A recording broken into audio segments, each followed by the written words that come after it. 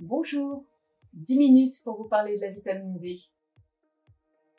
La vitamine D est classée parmi les vitamines dites liposolubles, c'est-à-dire que le corps est capable de faire des stocks dans les tissus graisseux. Ça veut aussi dire qu'il peut y avoir éventuellement une certaine toxicité au-delà d'une certaine dose. Cette vitamine D, nous sommes presque tous carencés, et ceci est lié à notre mode de vie actuel. Voyons d'abord les rôles de la vitamine D. Évidemment, depuis longtemps, on connaît son rôle dans la santé osseuse, dans la minéralisation. On connaît son rôle dans le maintien de l'équilibre homéostatique du calcium.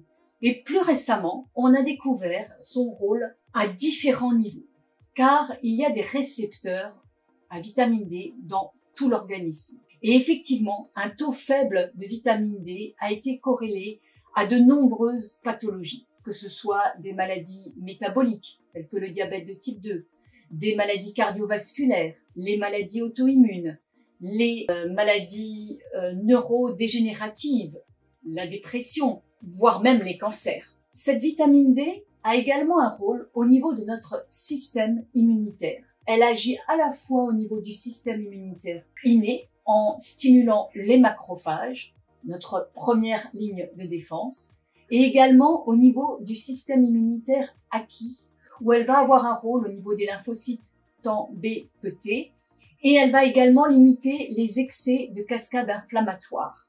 Cette vitamine D est dite immunomodulante. Quelle est l'origine de la vitamine D? Eh bien, 10% de notre vitamine D provient de notre alimentation.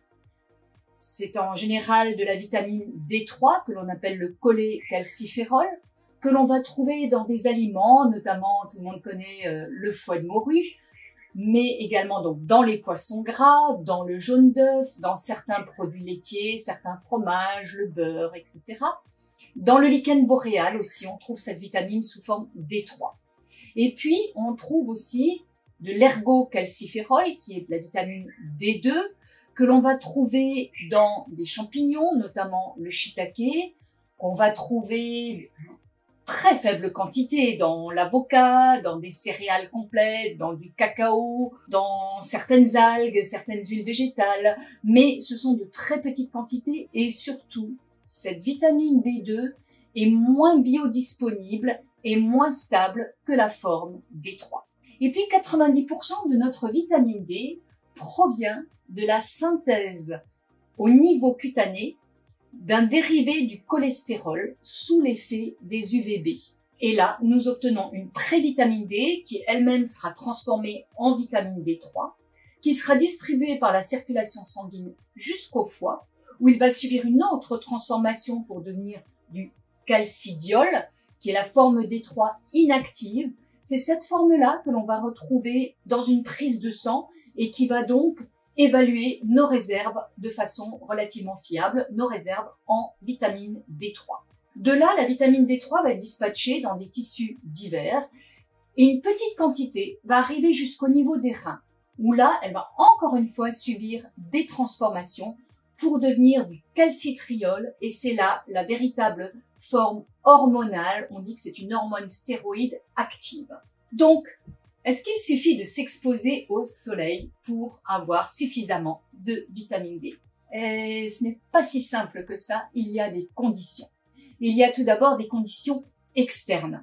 Ces conditions externes, eh bien, c'est notre lieu d'habitation et la saison, la période de l'année. On dit qu'en général, au-dessus d'une ligne horizontale, au-dessus de Rome, en Italie, eh bien, tout ce qui est au-dessus ne bénéficie plus d'une longueur d'onde suffisante des UVB à partir d'octobre et ce jusqu'au mois de mai. Ce qui veut dire qu'en d'octobre à mai, vous n'arrivez plus à synthétiser suffisamment de vitamine D, même par une journée très ensoleillée. Effectivement, il faut une longueur d'onde tout à fait précise de ces UVB, entre 290 et 315 nanomètres. Et nous n'avons pas ça toute l'année, selon l'endroit où l'on habite. Il y a la météo aussi qui intervient. Si il y a une couverture nuageuse, les UVB ne passent pas de façon satisfaisante. S'il y a de la pollution atmosphérique, vous êtes en ville, il y a une pollution atmosphérique, là aussi, ce n'est pas toujours très intéressant. Il y a une question d'horaire. Le meilleur moment pour s'exposer, c'est entre 11h et 14h. Ah, ben là alors, c'est exactement les horaires auxquels les dermatos nous disent de ne pas s'exposer.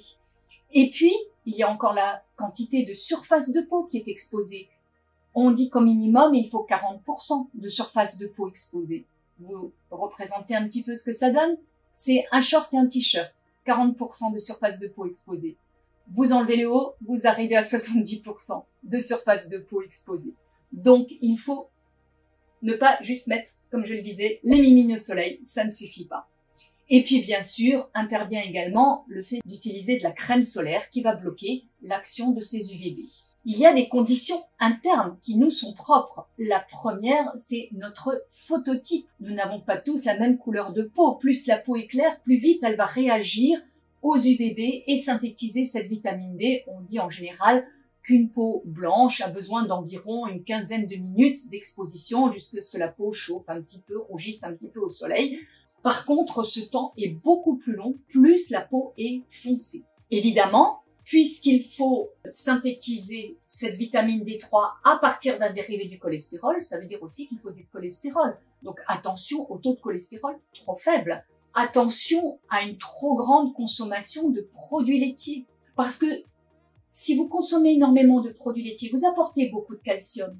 Mais ça veut dire que vous allez surconsommer votre vitamine D, puisque c'est elle qui va permettre l'absorption au niveau de la muqueuse intestinale de ce calcium pour éviter ce qu'on appelle une hypercalcémie, pour éviter qu'il y ait trop de calcium circulant dans le sang. Il y a également la nécessité d'avoir les bons cofacteurs qui vont intervenir au niveau des réactions enzymatiques, de toute cette cascade métabolique que subit la vitamine D à partir du moment où elle est synthétisée au niveau cutané. Et notamment au niveau des reins, on a besoin de magnésium pour que cette réaction se fasse correctement.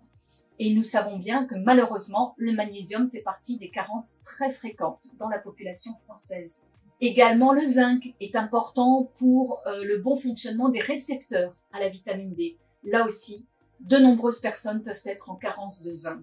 Il faut également qu'il y ait pas de dysfonctionnement d'enzymes au niveau rénal pour obtenir cette fameuse forme hormonale immunomodulante qui est tellement importante pour notre santé. Et puis bien sûr, si vous avez des maladies chroniques de l'intestin avec des hyperperméabilités intestinales, des inflammations de la muqueuse intestinale, il y a malabsorption. S'il y a des séquelles de brûlures étendues, évidemment, au niveau de la peau, ça ne pourra pas fonctionner, etc. Il y a plusieurs, comme ça, points à souligner qui peuvent limiter la synthèse de cette vitamine D3. Donc, on voit que ce n'est pas si évident que cela. Et donc, quels sont les signes de carence? Eh bien, tout d'abord, il y a la déminéralisation, bien sûr, mais aussi une fatigue. Ça peut commencer par une grosse fatigue, une humeur un petit peu maussade, une petite déprime comme ça, une faiblesse musculaire, des crampes, des douleurs diffuses, des infections à répétition, toutes des petites choses comme ça anodines auxquelles on ne prête pas forcément vraiment attention. Eh bien, l'idéal, c'est de faire une prise de sang. Comme ça, on est au clair avec son taux de vitamine D3. Une prise de sang, l'idéal, c'est de la faire au début de l'automne pour savoir où est-ce qu'on en est après la période estivale où théoriquement on a pu emmagasiner un maximum de vitamine D3 naturelle par le soleil, et à partir de ce moment-là, de savoir où on en est et de savoir comment est-ce qu'on va faire pour se complémenter. Le minimum syndical, comme j'ai tendance à le dire, par les laboratoires d'analyse en France est de 30 nanogrammes de vitamine D3 par millilitre de sang.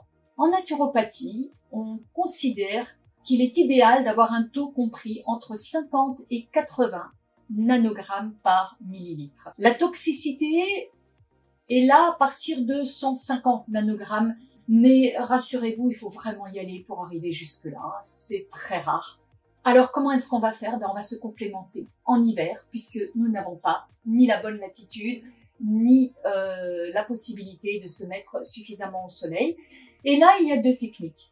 Vous avez la technique classique du kangourou qui consiste à travailler par bond. Vous prenez une ampoule de vitamine D très chargée, 80 000, 100 000 unités internationales. Vous remontez votre taux de vitamine D, mais vous le baissez très rapidement, puisque une partie va être stockée au niveau du foie.